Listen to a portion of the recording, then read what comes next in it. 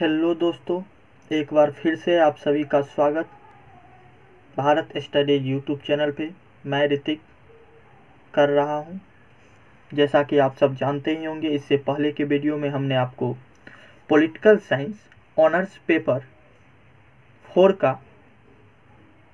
बल्कि 3rd का हम आपको सिलेबस दे चुके हैं।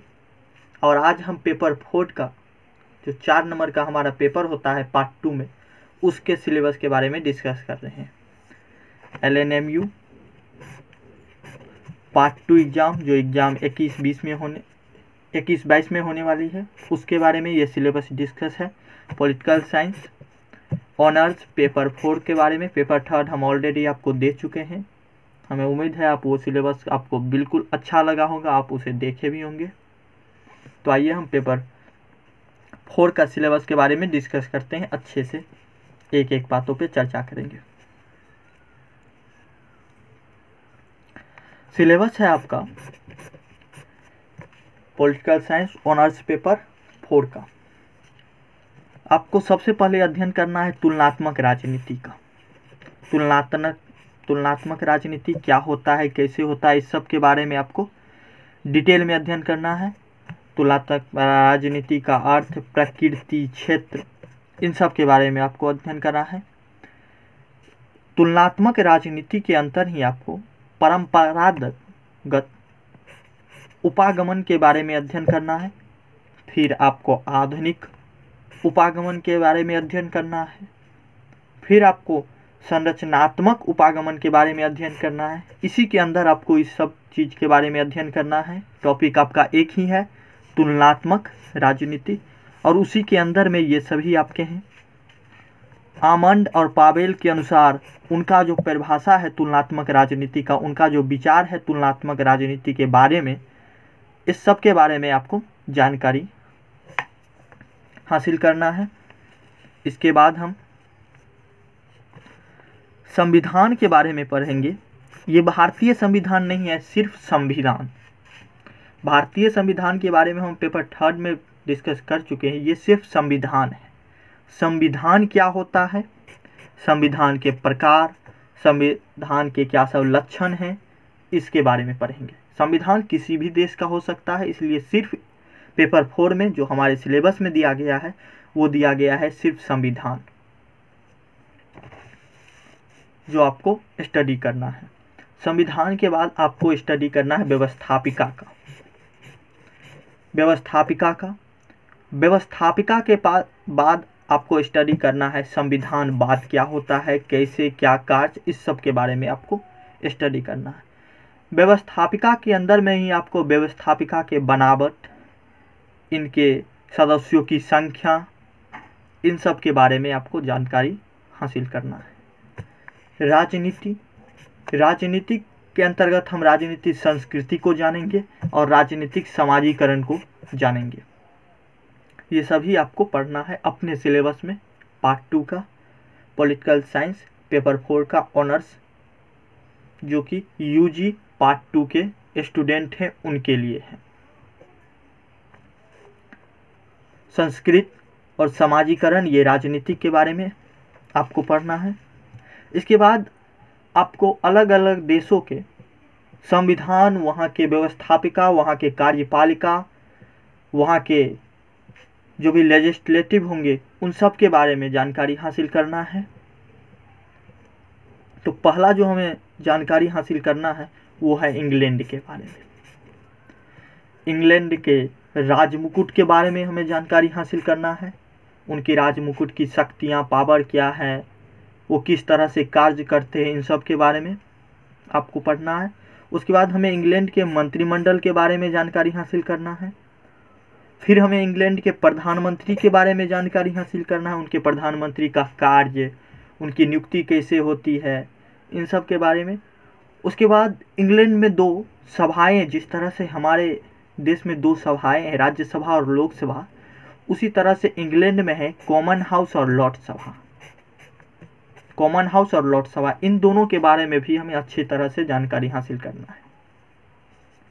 इसके बाद हम आएंगे अमेरिका पर।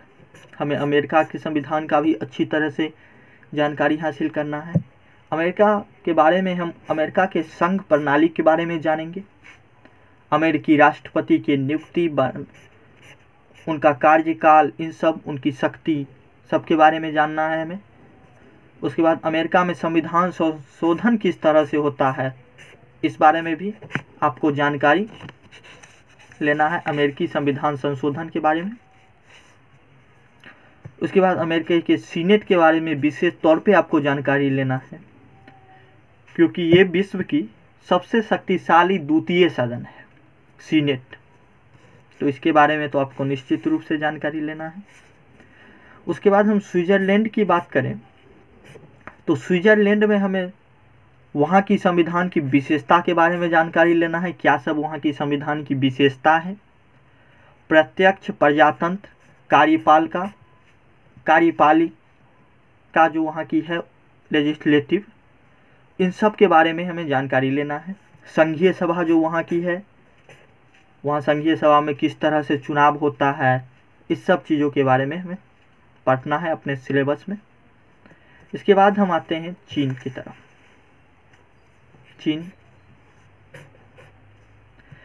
चीन के संविधान की विशेषता हमें पढ़नी है अपने सिलेबस में। उसके बाद चीन की न्यायपालिका के बारे में हमें पढ़नी है, चीन की राष्ट्रपति के बारे में पढ़नी है, चीन के प्रधानमंत्री के बारे में हमें पढ़ने हैं। उसके बाद हमें राजनीतिक व्यवस्था जो चीन में है उसके बारे में हमें जानकारी लेनी है, जो कि हमारे सिलेबस में दिया हुआ है, और हमें अपने सिलेबस के अकॉर्डिंग ही चलना है। तो सबसे पहले तो आप इसका एक स्क्रीनशॉट ले लीजिए। चलिए अब इसका ले लीजिए आप पूरा।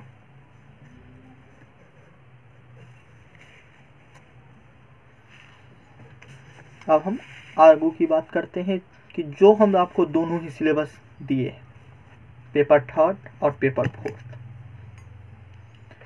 आपको दोनों का अच्छे तरह से सिलेबस को नोट करना है, सिलेबस के अकॉर्डिंग पढ़ना है आपको, जिसके कारण आप अच्छे तरह से अपनी पढ़ाई को इम्प्रूव कर सकें। इधर उधर की बातों को जानने से अच्छा है आप अपने सिलेबस के अकॉर्डिंग चलें, टू द पॉइंट रहें, जिसके कारण आपका एग्ज़ाम में अच्छा परफॉर्मेंस होगा।